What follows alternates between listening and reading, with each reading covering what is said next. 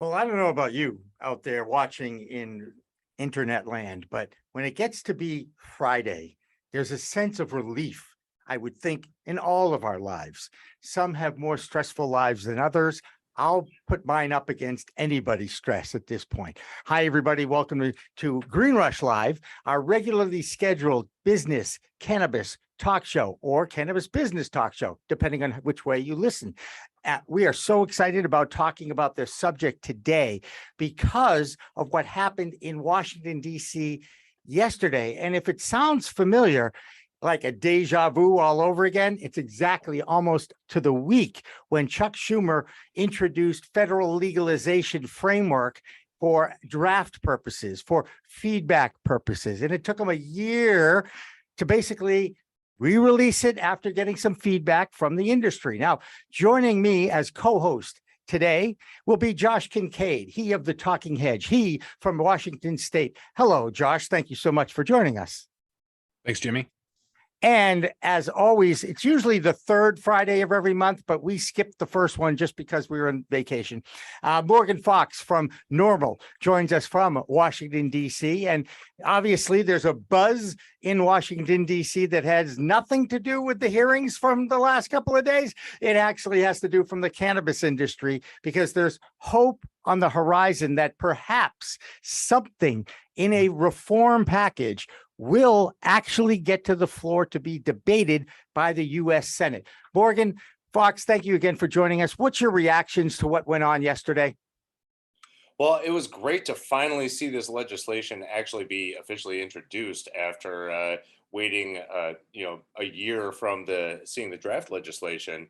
And it was also great to see that the engagement that Senate Majority Leadership has had with stakeholders across the political spectrum has actually made it into the bill in a lot of places.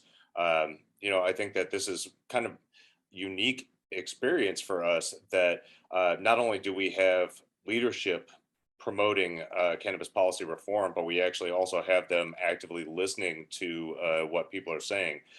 Clearly there are still going to be some problems with this bill that we all have to dig into over the coming months, but overall, I'm pretty happy with it.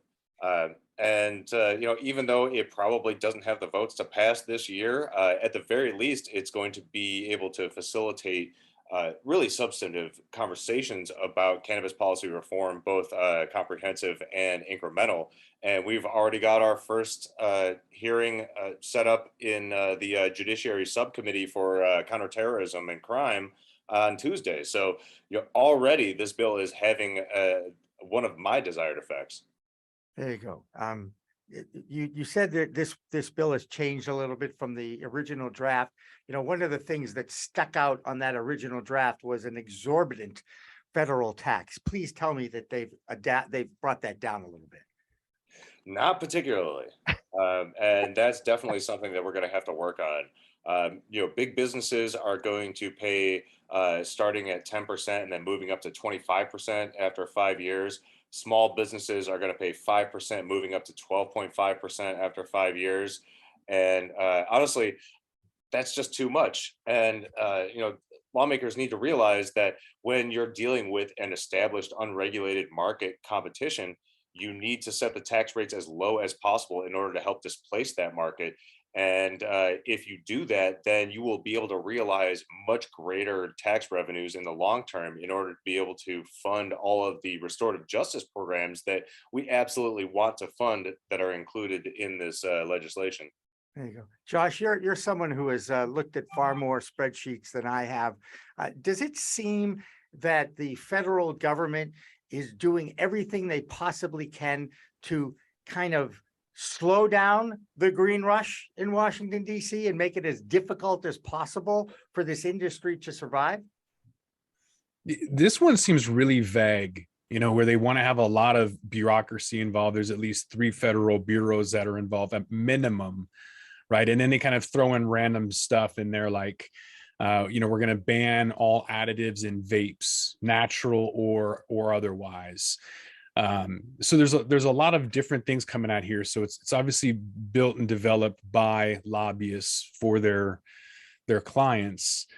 And it's not really to kind of drive a path, in my opinion. So no, this is kind of just throwing a blanket out there, and I'm not really sure if it's going to solve anything, because it seems that they're building a lot without thinking it through, and how that's going to actually be executed is probably a nightmare.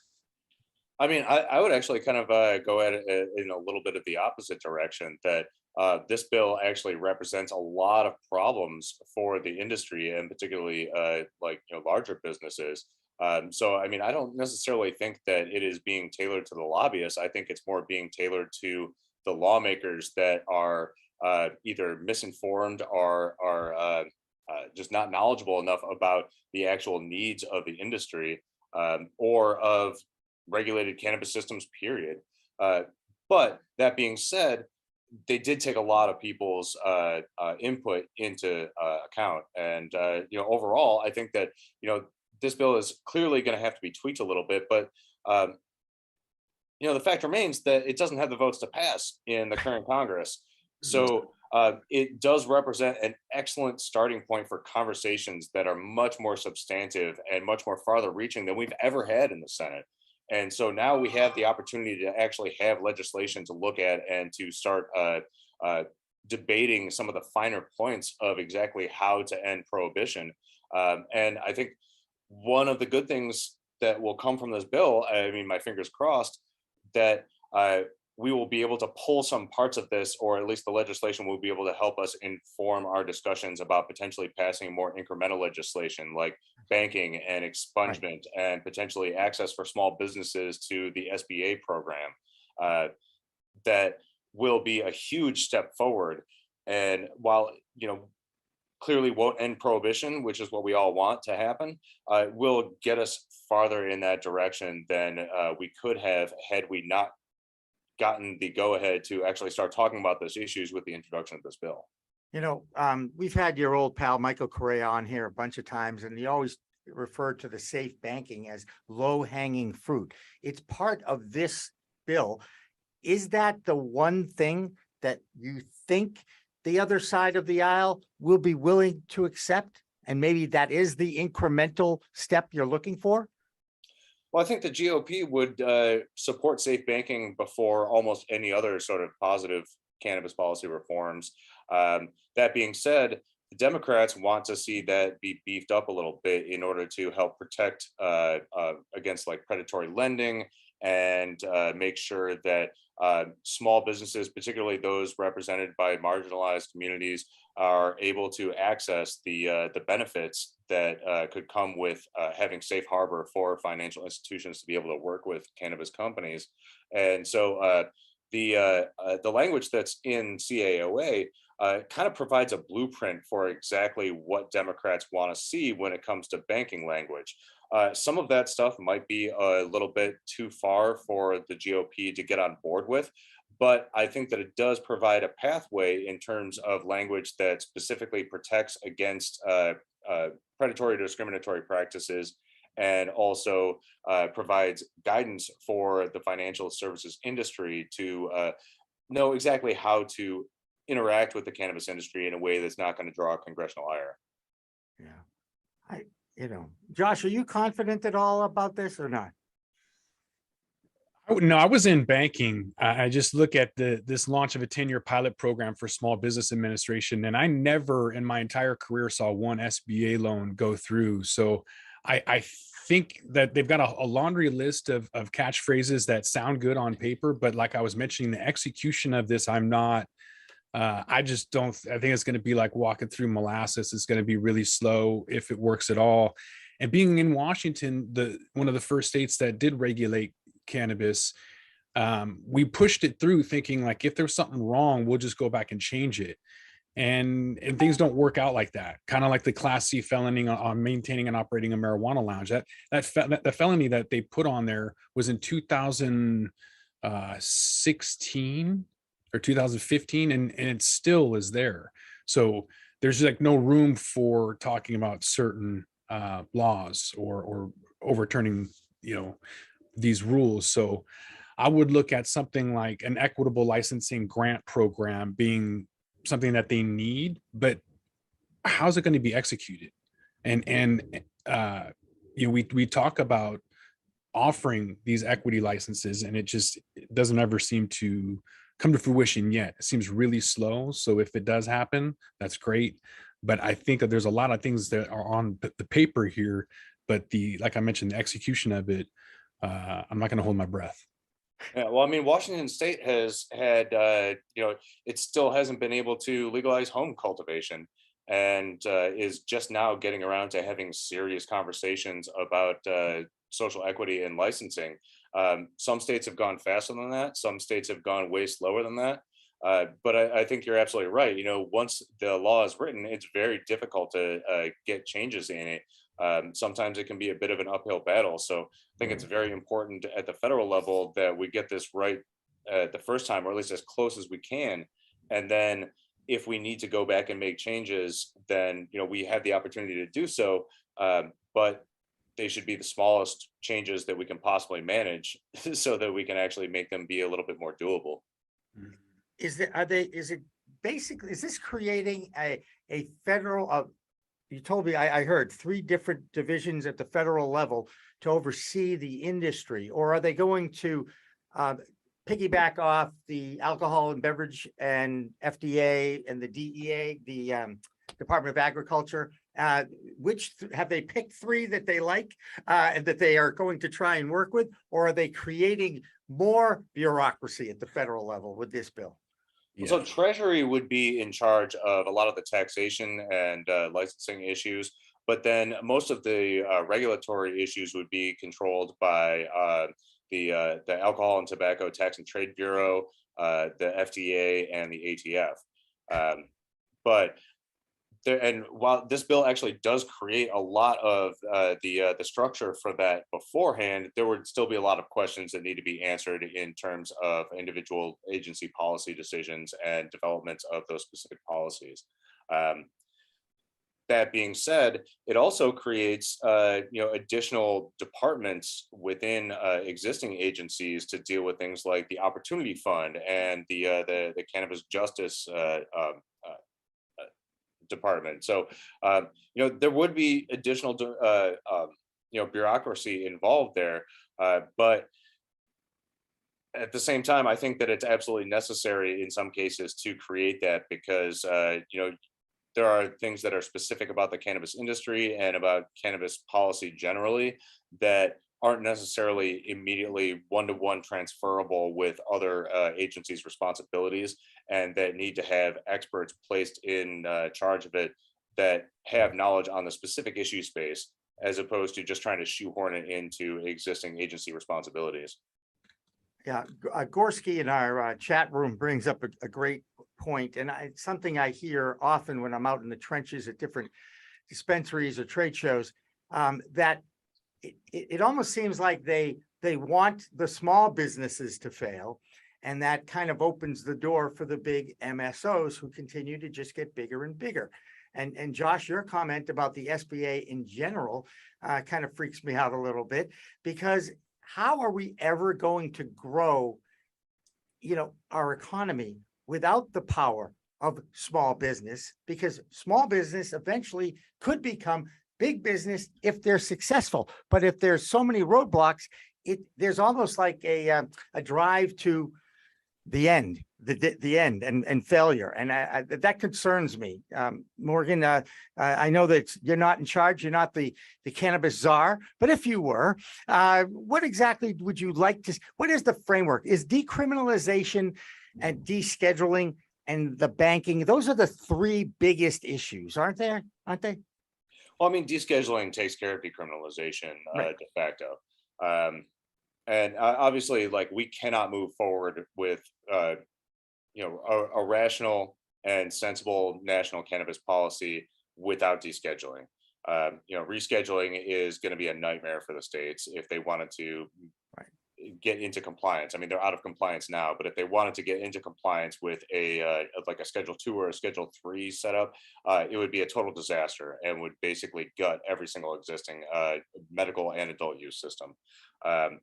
So descheduling is really the ultimate goal. But there are all sorts of things that we need to consider along with that. And I mean, there are a lot of other issues just beyond that related to things like interstate commerce and exactly what that looks like. What does import export look like? Really top of mind for me is what does the tax rate look like? Because the existing tax rate is just simply too high. Compared to the SRA or the MORE Act, we're looking at just a massive tax rate that at the end of this 5-year implementation period would be almost on par with where a lot of businesses are with 280E at this point. And that's not a good way to disrupt the unregulated market and bring in more tax revenue overall. So, aside from everything else that we're talking about this bill, we really need to look at the taxes involved, because that is going to be something that is going to be hobbling the industry from day one. Didn't this happen in California recently? Didn't they have to change the tax code? Yeah, they just reduced the taxes pretty heavily. I think that's not without precedent either. Colorado has done that in the past. I think several other states have done so as well, which is kind of mind blowing when you look at policy overall, because it's really hard to get politicians to drop the taxes on anything once they get used to that revenue. But I think that there is enough of a groundswell of support for decreasing taxes on the cannabis industry so that it can be more competitive with the existing unregulated market, that politicians are actually starting to listen and are starting to realize that this is a way to get more tax revenue in the long term. Right. And it's not going away. I mean, there's 19 states now that have adult use programs. Some are vibrant and have been around for a long time, like Washington State and Colorado, and some are barely getting going, like New Jersey and New York. And I keep hearing good things about the New York State's issuing of licenses to the economic empowered applicants that are out there. And I find that to be a great development. New York is trying to do it right. Is that how you view what's going on in New York, Morgan? It's definitely moving in the right direction. And I think it's one of the most forward thinking programs that we've seen so far. We're going to have to see how it actually turns out. We've seen in cases like Illinois where there were a lot of good intentions, and then the actual application and implementation did not really turn out the way that people wanted it to. And then things got bogged down in lawsuits. Meanwhile, the bigger businesses are further getting entrenched in and like solidifying their market share, while everybody else is fighting over the scraps.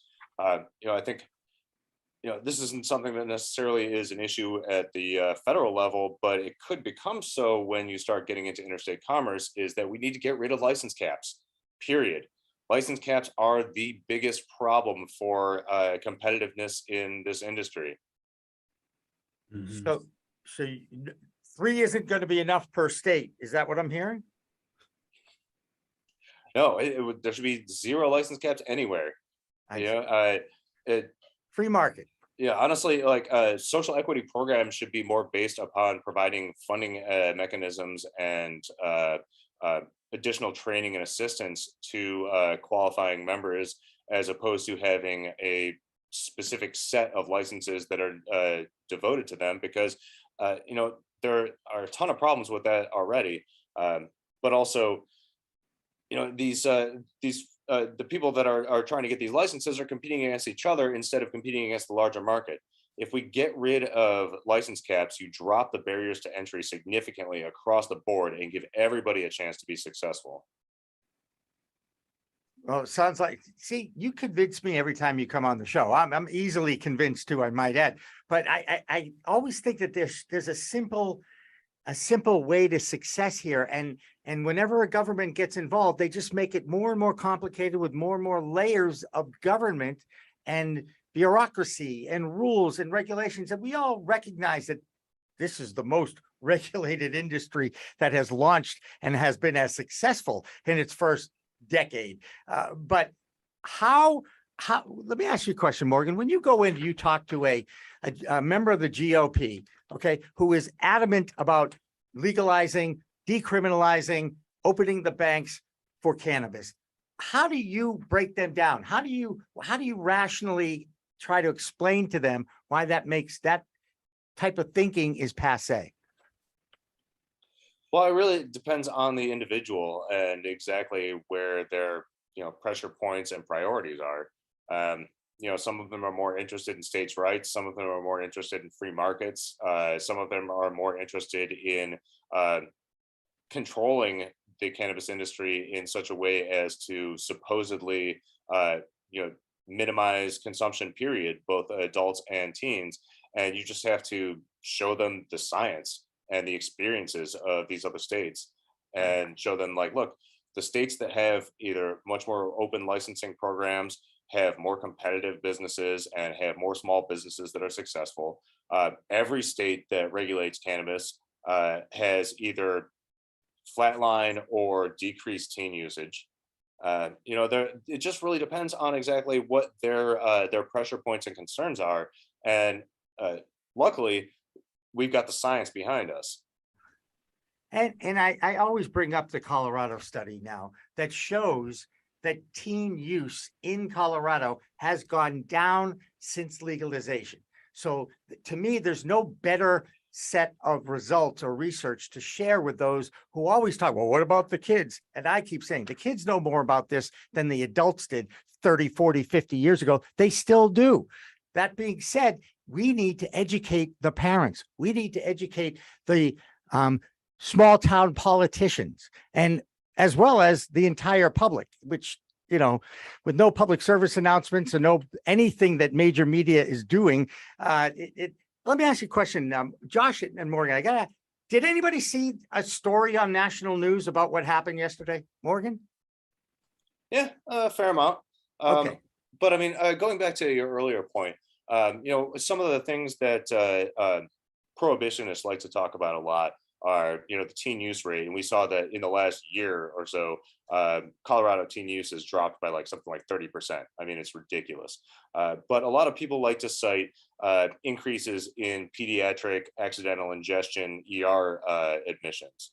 And while that sounds scary, when you actually look at the numbers, you're talking about a couple hundred cases where there are 100,000 plus admissions in the United States for consumption or accidental consumption of cosmetics alone. All right. So we're talking about a very, very small number overall, but what looks like a big percentage uptick. And that's something that prohibitionists like to cite all the time. But what they don't talk about is the fact that, like, A, none of these kids are dying from accidental ingestion of cannabis. B, people are a lot more likely to take their kids to the emergency room when they know that they don't have to worry about getting arrested or getting custody removed because of that accidental ingestion. And C, when you really get right down to it, this is an issue of parental responsibility. And Right. a lot of the people that like to hem and haw about this sort of stuff really completely ignore the fact that when it comes down to it, you're responsible for the safety of your own home. Right. Right. And educating your children. And it would help if you were educated to Yeah. do that too. And public education across the board is something that is useful. I mean, we saw that instituted in Colorado in terms of telling people like, start low, go slow when you're eating edibles, storing your edibles and other cannabis products out of reach of children. We've seen in state after state these public service educational programs that are having a real impact. And that we've seen the same thing with tobacco and alcohol, that public education does way more than criminal penalties could ever do in terms of promoting responsible behavior. Right. 100% on that, Morgan. We're all for it. Josh, you got any other things you want to add or ask Morgan before we break? It's okay. No pressure. No pressure. There might be more synthetic urine on the market if there's no federal drug testing. There's going to be some of these drug tests that are no longer needed, and then people can go out and buy their 10 ounces at the federal level. I think that's a great thing. That's not something I see on the shelf of the stores that I shop in. Is that in Washington State? Well, you got to go to like a Hedge shop or whatever to get the fake pee, but yeah, it's out there. It works. All right, fair enough. Morgan Fox, as always, a pleasure to talk with you, sir. Support NORML, support all those institutions out there that are in the trenches, making the difference in Washington, D.C., trying hard to do that. And coming up after this break, we've got two groups. I think Morgan's very familiar with one of them. The NCIA, Aaron Smith is coming on. He is the official, I think he's the CEO, and the executive director, Amber Littlejohn of MCBA, the Minorities Cannabis Business Association. So that's what's coming up next. Don't go away. It's 420. Kick back, enjoy, and we'll be back with more of Green Rush Live after this. Don't go away. With that, we're going to roll this one up. I'm Josh Kincaid. This is The Talking Hedge. Don't forget to like, share, and subscribe, or don't, and I'm out. Don't forget to smash that like button on your way out and check out these other videos that we've got.